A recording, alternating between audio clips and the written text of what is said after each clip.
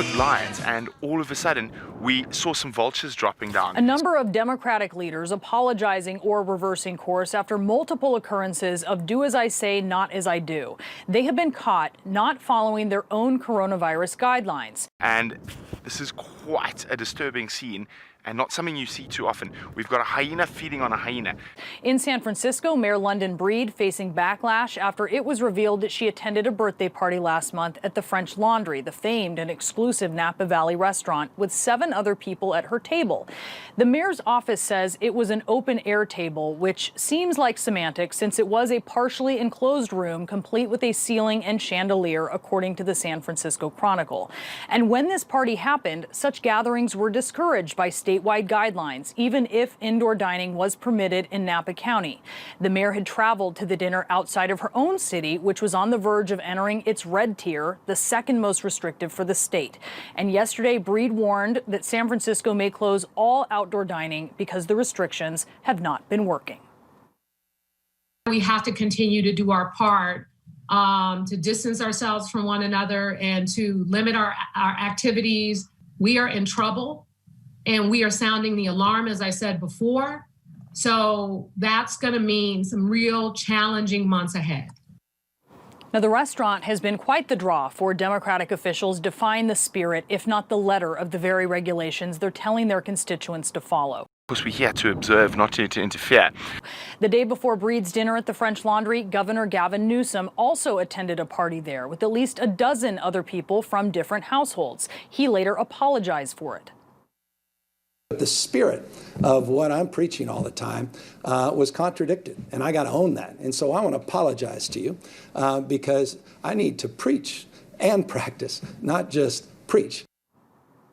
In Los Angeles County, Supervisor Sheila Kuehl voted to close outdoor dining last week and then dined at a restaurant before the order took effect. While explaining her vote, she said that it's magical thinking to say that people can wear masks and distance at a restaurant. Kuehl's office says she felt sorry for the restaurant business's struggles and vowed that she would not dine out again until the county permits it. So we were watching lions probably about a kilometer from here, and we suddenly saw the vultures start dropping. And in San Jose, California, Mayor Sam Liccardo is also apologizing for ignoring state restrictions during Thanksgiving when he attended a gathering with his elderly parents that included guests from 5 different households. California limits households at private gatherings to 3.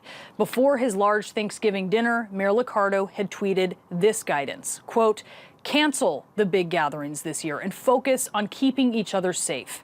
In Denver, Mayor Michael Hancock told residents of his city to skip large Thanksgiving dinners. Quote, "Stay home and stay in touch with friends, family by phone or online."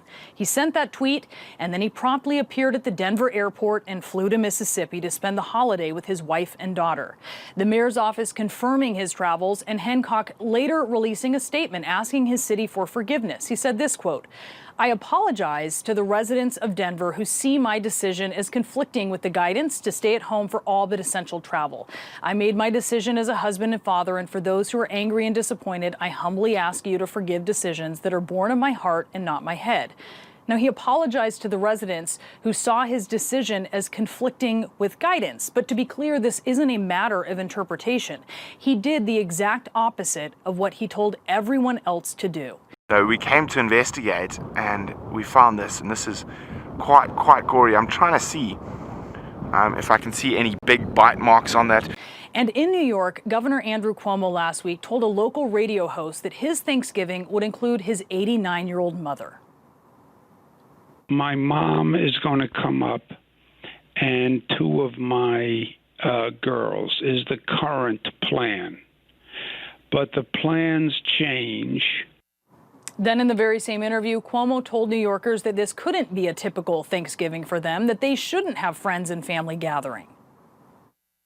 I'm trying to say to people now, you watch all these commercials on TV, and they're selling commercial Thanksgiving, right? 20 people around the table, pass me the wine, pass me this. That's not happening. That can't happen. It can't happen.